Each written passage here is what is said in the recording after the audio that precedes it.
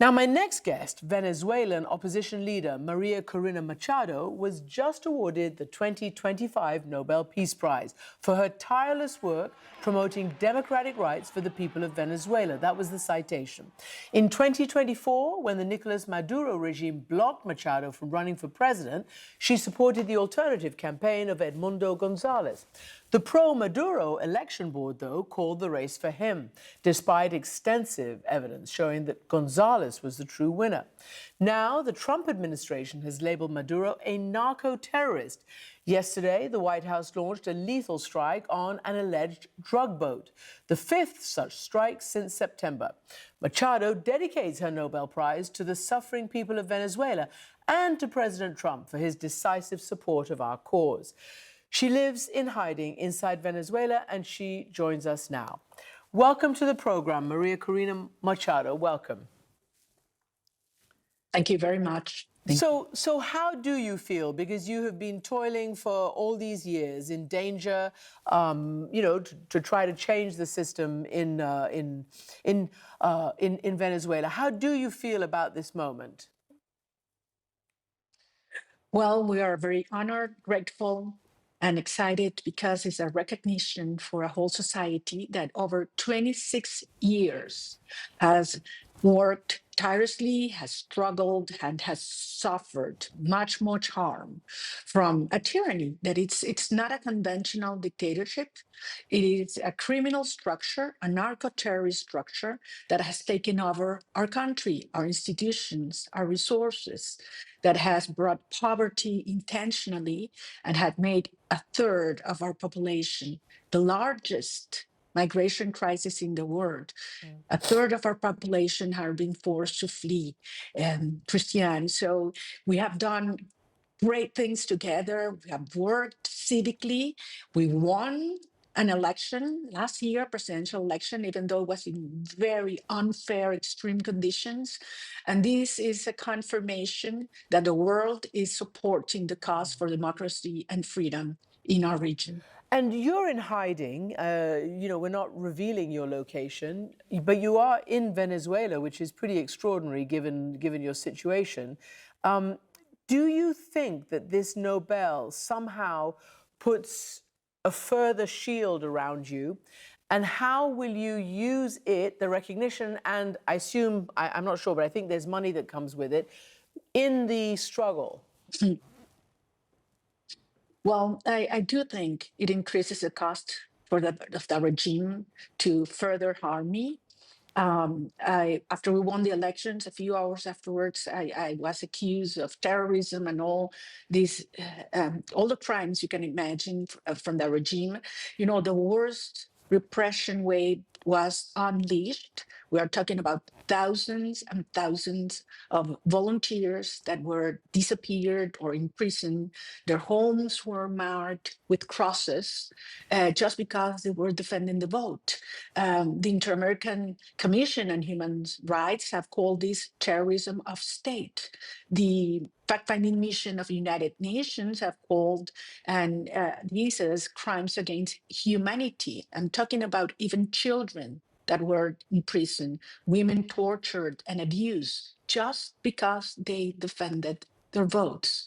So, of course, we're all under, great harm. There are over 850 prisoners of war that are, our heroes under Maduro's strength, and this is a difficult moment. But I am absolutely convinced that we are finally at the threshold of freedom and democracy, because finally all vectors have aligned, and the regime is weaker than ever. Christian. Can I ask you, do you ever feel fear? You don't sound it, you don't look it, but there must be a huge amount of pressure.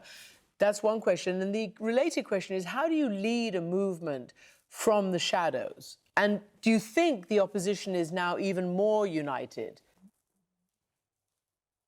Oh, certainly. Our country is more united than ever. I dare to say there's no other society in our region, perhaps in the world, as cohesive as Venezuelan society. I mean, think about this. 90% of our population wants the same, not only Maduro to go, but we want our children back home. We want a country in which we can live with dignity, in which we are equal in face of the law, in a country in which you can speak out, in which you can work with solidarity and generosity. We have teared down the barriers Chavismo had built to divide our society. I mean, Venezuela has no religious tensions, racial differences, regional differences, economic or social. I mean, that's why I insist that this is going to be, even though a great challenge, because the country has been devastated economically and institutionally and turned into a, the criminal hub of the region, this is going to be an orderly transition because that's what the people want. And the center is the people. So that's my answer to you. And I have so much trust in the Venezuelan people that I know this will have huge impact in the region. Christian, Cuba and Nicaragua will fall as well. I mean, this is a unique moment for the Americas. So you're not afraid then? And Maduro called you, what did he call you? A demonic witch when he heard about you being awarded this. You call him soulless. Do you think they dare to hurt you? Oh, yes, I do. They are there. They would dare to do anything to stay in power. But at the end, as we speak, he's more isolated than ever, not only locally, I mean, internally. Even he doesn't even trust the armed forces or the police. This crazy idea, which is all fake about, arming militias, is because he doesn't trust the military. Over 80% of the armed forces are with us. They're also suffering hunger and humiliation, and they want to be part of a secure nation. A country that can open our arms, and you will see something, and this is very important. The day Maduro goes out, we will see hundreds of thousands of Venezuelans coming back home from everywhere, from everywhere. So let me dive into that part then. The day Maduro goes out, as you know, and you've talked about it, you just called him the top of a narco-terrorist state, and so does the Trump administration call it a narco-terrorist state led by a narco-terrorist regime. And they have now done their 5th attack on a boat, which they call a drug boat. There is a huge amount of thought that this is not so much about drugs, maybe, but about regime change. And you yourself have welcomed this US military intervention. So walk us through that. Why do you want your country's future to be decided by US military intervention? Well, first of all, regime change was already mandated in absolutely unfair conditions that we won. People used to tell me that I was crazy, that it was absolutely impossible to win with those conditions. We built a legion of over 1 million volunteers. We had no money. We had no media. No one dared to speak. We had no international support whatsoever. My team had been in prison or persecuted since then. I had won a primary with over 90% of the votes, and I was banned from participating.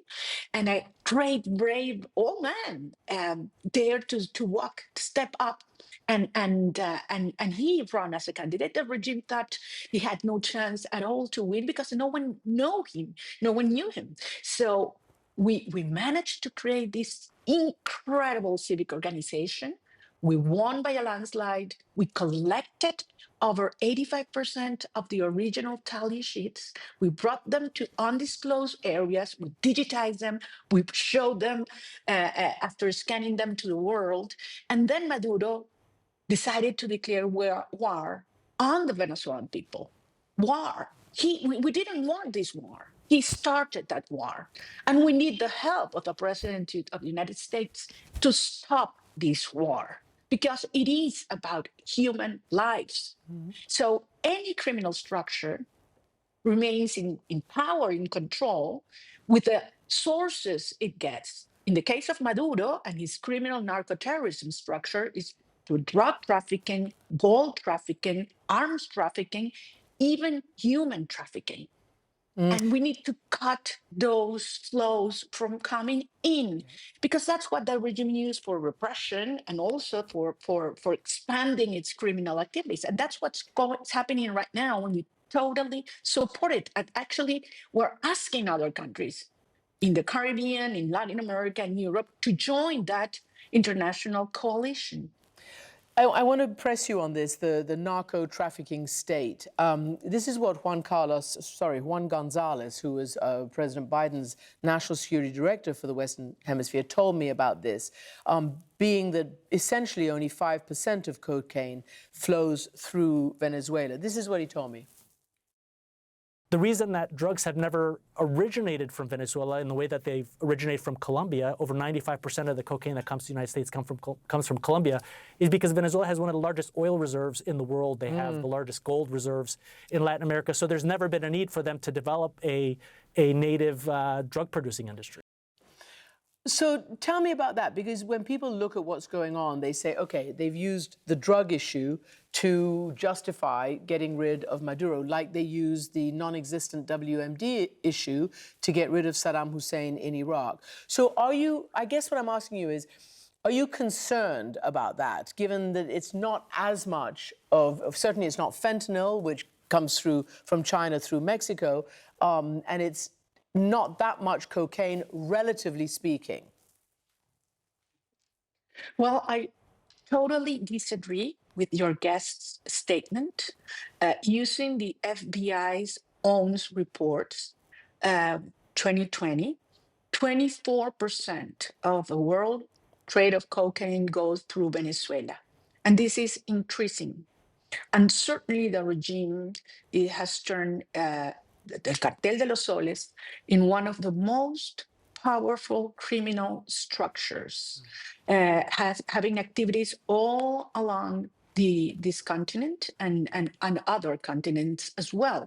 Not only that, the regime has promoted criminal structures such as Tren de Aragua, that have criminals operating from Canada to Argentina. Just today, the president of Chile declared that they have proof that the top government of Venezuela, Maduro and Torres, is the intellectual murder of a Venezuelan dissident that was killed in Santiago de Chile a year ago. It was President Boric. You cannot say precisely. It's an opinion that comes from the right. So everybody knows that Venezuela is today the main channel of cocaine, and that this is a business that is being run by Maduro from Miraflores.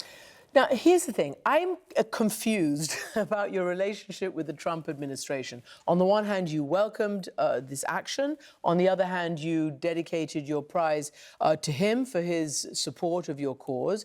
And on the other hand, one of his allies or officials, White House Communications Director Stephen Chung, said the Nobel Committee proved they place politics over peace, sort of disapproving that you got it and the president didn't get it. Have you spoken to President Trump about this? I mean, tell me why you dedicate yours to him. Oh, because it's absolutely fair. And that's what the Venezuelan people feel. We're getting finally a leadership that is addressing this tragic situation in Venezuela that has been evolving for 26 years, as it should. We have been asked that this criminal structure be addressed using law enforcement. And that's finally what's happening. And I did have the chance to speak on Friday with President Trump. And it was a very good conversation. And I was able to convey to him our gratitude for what he's doing. And I absolutely think he deserves a Nobel Peace Prize because of incredible events that are taking place currently in the world.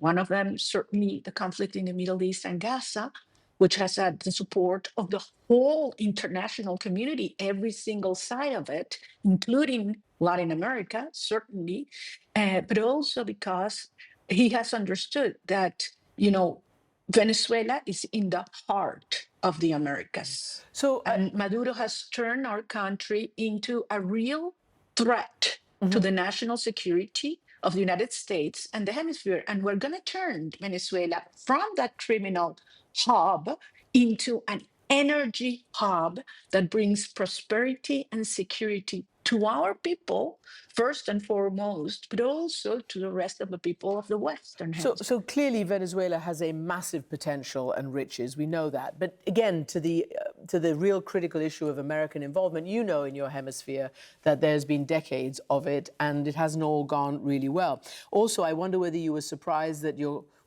the president of Mexico did not join in the huge congratulations around the world, citing national sovereignty and self-determination. So this is obviously an issue. It's obviously an issue for various different leaders in Latin America. Are you calling for American intervention in your country, military intervention? We're calling for the intervention of Russia, China, Cuba, and Iran to be stopped and to be expelled. Venezuela right now is a safe haven where Hezbollah, Hamas, the drug cartels, the Colombian guerrilla operate freely. And they are part of this liaison with the regime. And what we have done, the Venezuelan people, as I said, is already mandated regime change. We won, and we need help to enforce that decision. And that help comes in terms of applying, enforcing the law, cutting those flows that come from these criminal activities. And you know what? Making public, unveiling all the information many of these governments have, not only the United States, Latin America, European countries and governments that have, that know that the financial systems are being used by these criminal activities. We want this to be absolutely made public. And believe me, Christiane, as we speak, the Venezuelan people are organizing just underground, under huge threat, but growing and growing hope, and determined to prevail. Venezuela will be free. Maria Corina Machado, that was very clear indeed, and congratulations on your Nobel Prize. Thank you very much indeed.